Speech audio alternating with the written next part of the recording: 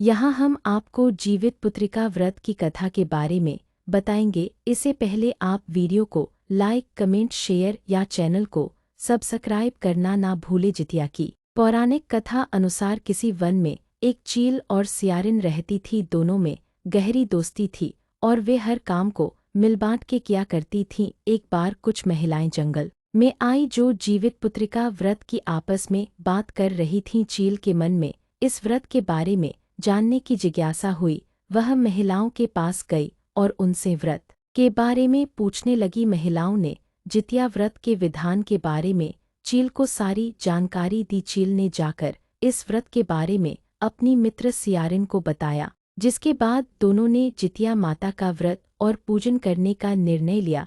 चील तथा सियारिन ने जितिया माता का व्रत का संकल्प लिया और शाम को पूजा की। लेकिन पूजा के बाद ही चील और सियारिन को भूख लगने लगी। सियारिन को भूख बर्दाश्त नहीं हुई और वह जंगल में शिकार करने चली गई। सियारिन जब मांस को खा रही थी तब चील ने उसे देख लिया और उसने सियारिन की बहुत डांट लगाई। चील ने ये व्रत पूरी विधि से पूर्ण किया। फिर अगले जन्म में सियारिन और चील का जन्म बहन के रूप में एक प्रतापी राजा के यहाँ हुआ। सियारिन का विवाह एक राजकुमार से हुआ और चील का विवाह राज्य मंत्री के पुत्र से हुआ।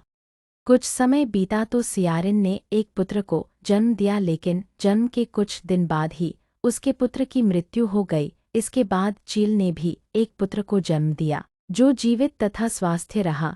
यह देख सियारिन को अपनी बहन चील से ईर्ष्या होने लगी। जलन में आकर सियारिन ने अपने बहन के पुत्र और पति को मरवाने की कोशिश की, परंतु दोनों ही बच गए। एक दिन देवी माँ सियारिन के सपने में आई और उन्होंने सियारिन से कहा, यह तुम्हारे पूर्व जन्म के कर्म का फल है। अगर तुम अपनी परिस्थिति ठीक करना चाहती हो तो माँ जितिया की व्रत और उपासना करो। प्रातःकाल उठकर इस सपने के बारे में सियारिन ने अपने पति को बताया। सियारिन के पति ने यह सुन सियारिन को ये व्रत करने के लिए कहा और उसकी बहन चील से माफ़ी मांगने को बोला। इसके बाद सियारिन चील के घर गई और उससे अपने गलतियों की माफ़ी मांगी। सियारिन को उसकी गलतियों पर पछतावा देखकर चील ने उसे माफ़ कर दिया। अगले साल जब जितिया व्रत पड़ा तो ये व्रत सियारिन और उसकी बहन चील दोनों ने एक साथ रखा। माता जितिया ने प्रसन्न होकर सियारिन को पुत्र प्राप्ति का आशीर्वाद दिया। कुछ दिनों बाद ही सियारिन ने एक सुंदर बालक को जन्म दिया। इसके